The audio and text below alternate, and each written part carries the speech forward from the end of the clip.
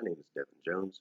You can follow me on Twitter at hippie activist, hippie with a Y, activist on Twitter. Follow me for a constant stream of crazy socialist tweets.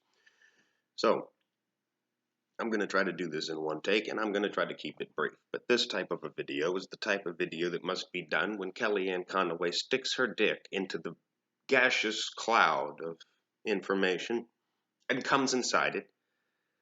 And the resulting alternative facts is sometimes indistinguishable to the uninformed reader from actual information.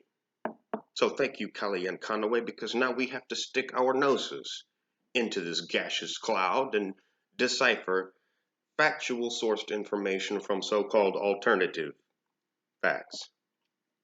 So, here we go. I'm reading from the New York Times. In 2011, 2 radicalized Iraqis were arrested in Bowling Green, Kentucky. Before we get into that story, Kellyanne Conway, in an interview with MSNBC, referenced the so-called Bowling Green Massacre.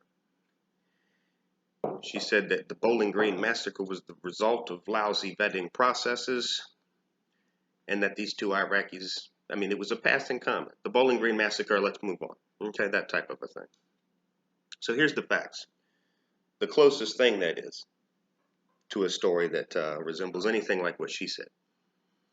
In 2011, 2 radicalized Iraqis were arrested in Bowling Green, Kentucky.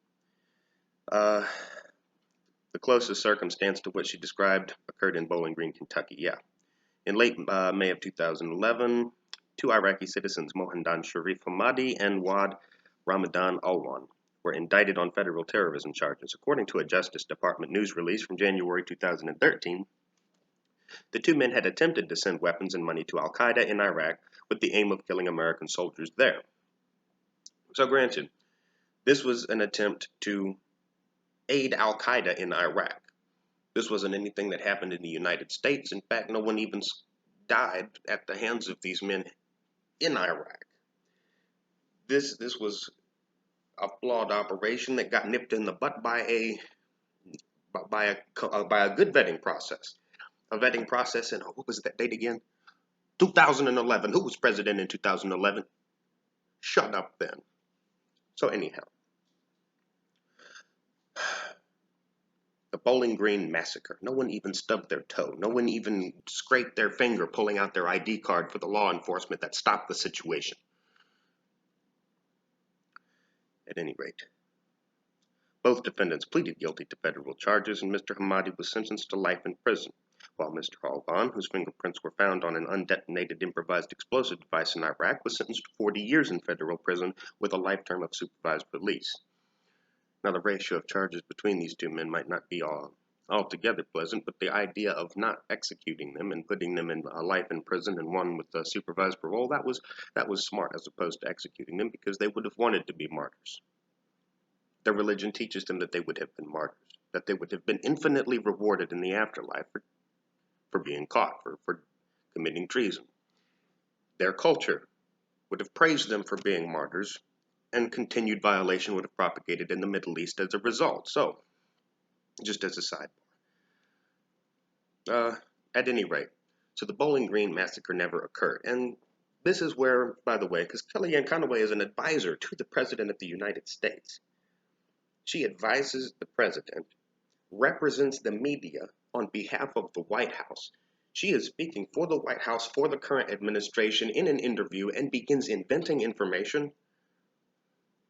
Granted, she acknowledged her mistake, and I'm going to read you her tweet, because we communicate via tweet now. #thanks Donald.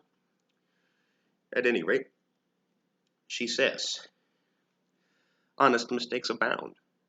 Last night, and she continues whining about other media errors other than her own.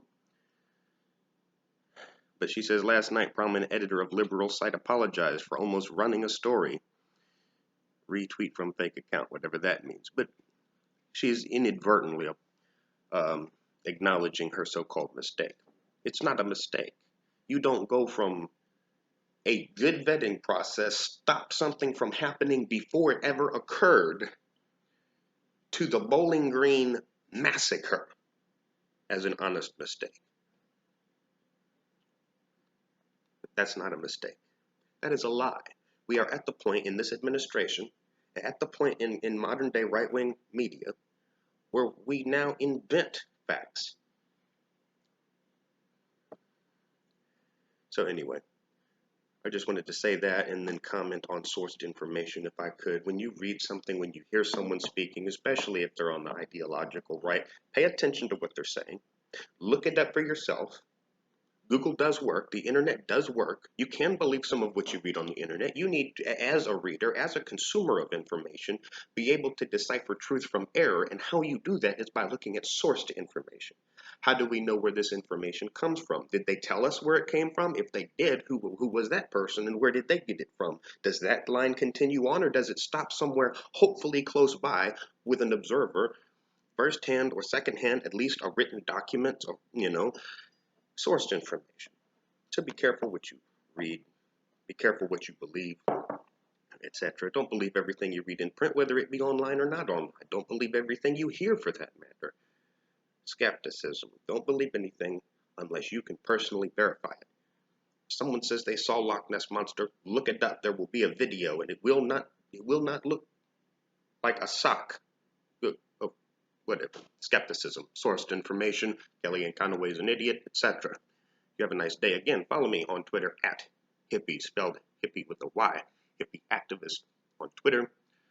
And check out the Sparks Tribune with an X, Sparks with an X, Tribune.weebly.com. And you have a blessed day.